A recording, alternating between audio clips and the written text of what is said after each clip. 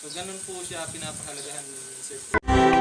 Yes, mabuhay ang Sir Paul, pugong biyahero natin. What's up mga ka-cute, muli pong nagbabalik ang inyong lingkod upang magbigay mixing reaction video. Nawa po ay nasa mabuting kalagayan lang po tayo saan man tayo dako ng mundo naroroon.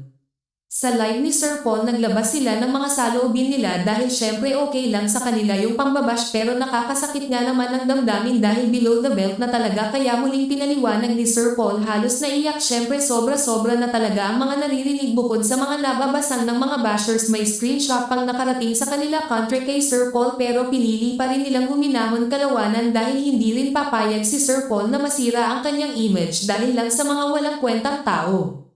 Biruin niyo siya na yung binabash, sinusumpa pero pinili niya pa rin magpadyambaba dahil ang pagpapakumbaba ay hindi ibig sabihin na talo ka kundi gusto mo lang yung katahimikan bagamat may lamat ng agawa ng mga hindi magandang nangyari at wala na rin ang crispaw at least manahimik na sana ang lahat at may napulot din na aral ang bawat isa. God bless you more Sir Paul and more power to your channel. Kada taping po namin, naalis kami kahit kaming tatlo lang.